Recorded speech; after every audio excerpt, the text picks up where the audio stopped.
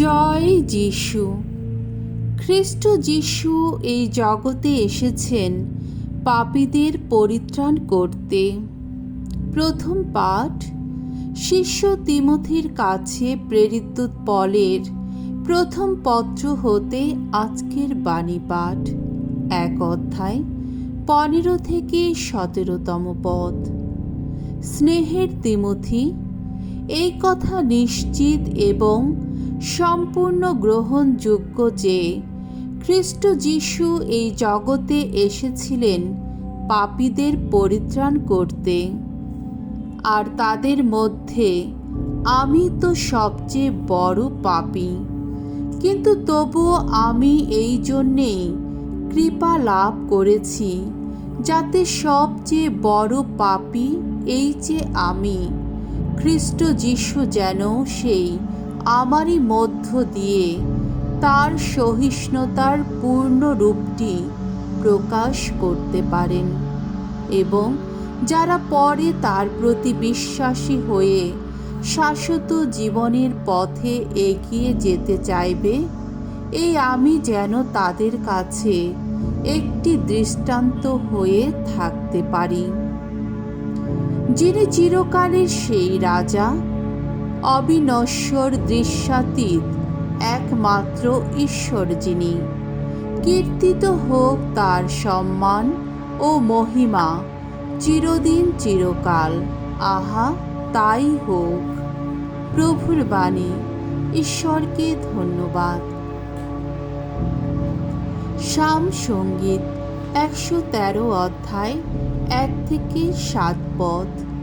ধো, বন্দিত হোক প্রভুর নাম, মন্দ্রিত হোক যুগে যুগান্তরে। ভগবানের সেবক যারা, তোমরা বন্দনা করো, ভগবানের নাম বন্দনা করো। ধন্য ধন্য ভগবানের নাম, ধন্য আজ, ধন্য চিরকাল। উদয়াচল থেকে সেই অস্তাচলে বন্দিত হোক ভগবানের নাম। সর্বজাতির ওপর ভগবানের আধিপত্য বিস্তার, নভমণ্ডলের ঊর্ধ্বেও তার মহিমার প্রকাশ। আমাদের ঈশ্বর ভগবান, যিনি, তার মতো কেই বা আছে? ঊর্ধ্বলোকেই তিনি নিত্য সমাসীন। তবু তিনি আনত হয়ে তাকিয়ে দেখেন এই আকাশের দিকে, এই পৃথিবীর দিকে। দীনজনকে ধূলি থেকে তুলে আনেন তিনি, আবর্জনার স্তূপ থেকে দরিদ্রকে করেন উদ্ধার। বাণী বন্দনা। জয় জয় প্রভুর জয়। কেউ যদি ভালোবাসে আমায়, তাহলে সে মেনে চলবে আমার আদেশ। তাই আমার পিতাও তাকে ভালোবাসবেন, এবং আমরা তার কাছে এসে থাকব তখন। জয় জয় প্রভুর জয়। মঙ্গল সমাচার।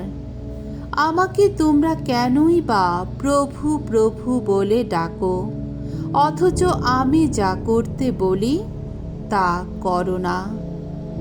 লূক রচিত মঙ্গল সমাচার 6 অধ্যায় 43 থেকে 49তম পদ।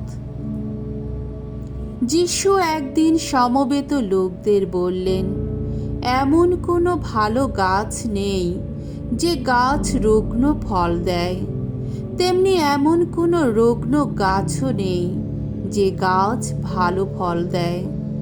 কেননা ফল দেখেই তো প্রতিটি গাছের পরিচয় পাওয়া যায়। লোকে তো কাটা গাছ থেকে আঞ্জির ফল পারে না, কিংবা শিয়ালকুল থেকে আঙুরও তোলে না। ভালো লোক তার অন্তরে সঞ্চিত ভালোর ভাণ্ডার থেকে যত ভালো কিছুই তো বের করে আনে, তেমনি খারাপ লোক তার খারাপের ভাণ্ডার থেকে যত খারাপ কিছুই তো বের করে আনে। কেননা মানুষের অন্তর যা দিয়ে ভরা থাকে মানুষের মুখ তেমন কথাই বলে। আমাকে তোমরা কেনই বা প্রভু প্রভু বলে ডাকো, অথচ আমি যা করতে বলি তা করো না।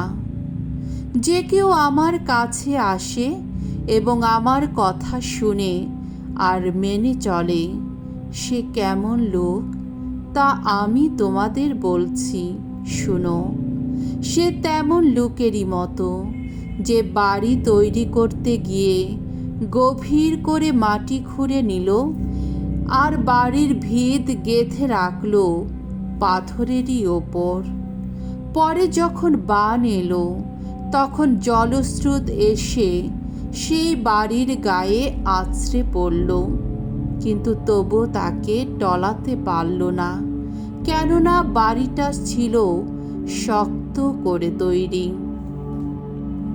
কিন্তু যে আমার কথা শুনেও তা মেনে চলে না, সে তেমন লোকেরই মতো, যে নিজের বাড়ি তৈরি করেছিল বিনা ভিতেই মাটির ওপর। বাড়িটার গায়ে জলস্রোত আছড়ে পড়ার সঙ্গে সঙ্গেই তা মাটিতে ধসে পড়ল। কি সাংঘাতিক সেই বাড়িটার ধ্বংস হয়ে যাওয়া! প্রভুর মঙ্গলময় বাণী। খ্রিস্ট প্রভু তোমার প্রশংসা হোক।